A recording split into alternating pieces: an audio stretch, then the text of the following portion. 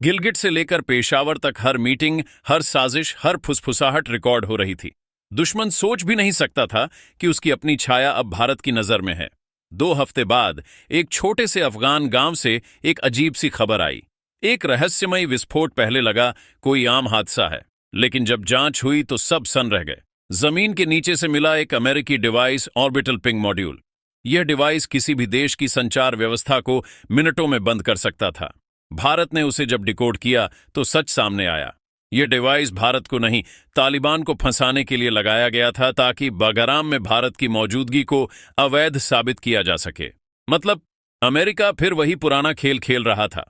पहले अराजकता फैलाओ, फिर शांति के नाम पर कब्जा करो। लेकिन इस बार भारत उनकी चाल समझ चुका था। भारत ने संयुक्त राष्ट्र में सबूतों के साथ फुटेज दिखाए। अमेरिकी एजेंट पाकिस्तान की मदद से वह डिवाइस लगाते हुए पकड़े गए। यह दृश्य देखकर संयुक्त राष्ट्र के हॉल में सन्नाटा फैल गया। अमेरिका को पहली बार झुकना पड़ा। उसकी विश्वसनीयता पर सवाल उठे और उसी दिन भारत को प्रस्ताव मिला सुरक्षा परिषद की स्थायी सदस्यता का। यह भारत की कूटनीति का सबसे बड़ा क्षण था। दुनिया अब भारत की आंखों से भविष्य देख रही थी, लेकिन अमेरिका अभी टूटा नहीं था। उसने रूस को भड़काने की कोशिश की, कहा कि भारत तुम्हारी तकनीक का इस्तेमाल तुम्हारे खिलाफ कर रहा है। लेकिन रूस ने साफ जवाब दिया, भारत ने हमारी तकनीक का सम्मान किया है, उसका दुरुपयोग नहीं। और फिर रूस, ईरान, उज्बेकिस्तान और कजाकिस्तान के साथ भारत ने एक नया गठबंधन बनाया। एक ऐसा गठबंधन जो एशिया का शक्ति संतुलन हमेशा के लिए बदल गया। यह गठबंधन युद्ध के लिए नहीं, विकास के लिए था। उसका नाम था एशियन शांति गठबंधन। इस गठबंधन ने साफ कर दिया कि अब दुनिया का भविष्य एशिया के हाथों में है।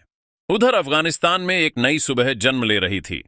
बगराम के रनवे पर जहां कभी बमों की आवाज गूंजती थी, अब वहां भारतीय डॉक्टरों की हंसी सुनाई दे रही थी। वहां के बच्चों के हाथों में अब पत्थर नहीं, किताबें थीं। भारत ने न सिर्फ एक देश को पुनर्जीवित किया, बल्कि एक नई सोच को जन्म दिया। शांति के साथ विकास, अस्पतालों में इलाज, स्कूलों में शिक्षा और सड़कों पर सुरक्षा, यह सब भारत की उपस्थिति का परिणाम था। अफगानिस्तान अब भारत का भरोसेमंद मित्र बन चुका था। तालिबान ने खुद घोषणा की कि अब अफगानिस्तान की हर परियोजना भारत के सहयोग से पूरी होगी, और यही वह पल था जब दुनिया ने समझा, भारत हथियार से नहीं, विचार से जीतता है। पर जैसे जैसे भारत की सफलता बढ़ी, वैसे वैसे कुछ देशों में बेचैनी भी बढ़ी। अमेरिका की मीडिया में रिपोर्ट आने लगी, भारत अब अमेरिका की बराबरी कर रहा है। और जब ट्रंप ने प्रेस कॉन्फ्रेंस में यह कहा, भारत अब हमारी अनुमति से नहीं, हमारी बराबरी से बात करता है, तब पूरी दुनिया ने महसूस किया कि एक नया विश्वक्रम जन्म ले चुका है। बगराम अब केवल एक एयरबेस नहीं रहा, वो नई विश्व व्यवस्था का प्रतीक बन चुका था। भारत ने दिखा दिया कि शक्ति का अर्थ विनाश नहीं, संरक्षण और सृजन है। अब अमेरिका की फाइलों में लिखा था, भारत ने हमें वहां हराया जहां हमने कभी हार की कल्पना भी नहीं की थी। लेकिन दोस्तों, कहानी यहीं खत्म नहीं हुई, क्योंकि जीत जितनी चमकदार होती है, उतनी ही गहरी होती है उसके पीछे की साजिशें। बगराम की जीत ने जितने दुश्मनों के होश उड़ाए, उतनी ही डर की लहरें उनके दिलों में दौड़ गईं। दिल्ली से लेकर काबुल तक अब चुप्पी में भी हलचल थी। हमारे खुफिया अधिकारी अब सिर्फ बगराम की सुरक्षा नहीं, बल्कि पूरे क्षेत्र की रणनीतिक निगरानी कर रहे थे। दुश्मन अब सीधी टक्कर नहीं चाहता था, वो पर्दे के पीछे से धोखे और प्रलोभन के जरिए हमला कर रहा था। लेकिन भारत अब बदल चुका था। अब वह केवल जवाब नहीं देता था, बल्कि हर चाल को पहले से भांप लेता था।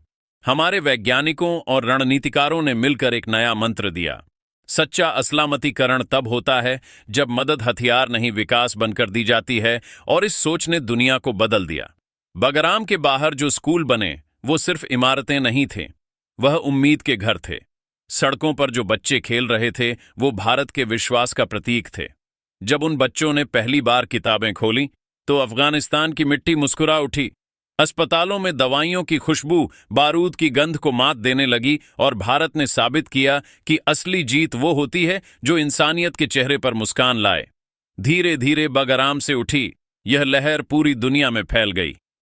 अंतर्राष्ट्रीय मंचों पर दस्तावेज पेश हुए। किसी भी विदेशी हस्तक्षेप को किसी भी देश के भविष्य में स्थान नहीं मिलना चाहिए। यह विचार भारत ने बोया था, और अब वही पूरी दुनिया का सिद्धांत बन चुका था। पेंटागन में जहां पहले हथियारों की चर्चाएं होती थीं, अब वहां मानवता की बातें होड़ ली थीं।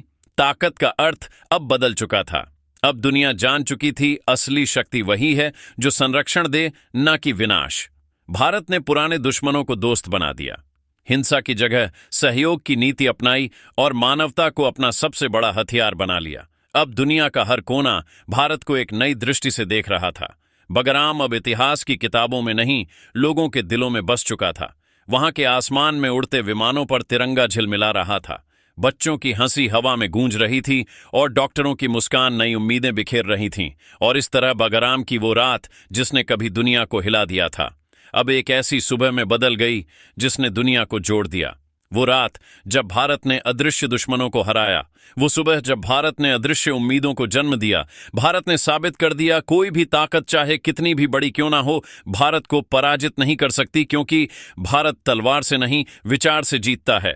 तो दोस्तों, अगर इस कहानी ने आपके अंदर भी वही गर्व जगाया है जो हर भारतीय के दिल में है, तो इस वीडियो को लाइक करें, चैनल को सब्सक्राइब करें, क्योंकि लोग कपिल शर्मा जैसे कॉमेडी शो को तुरंत सब्सक्राइब कर लेते हैं। अगर आप भी अपने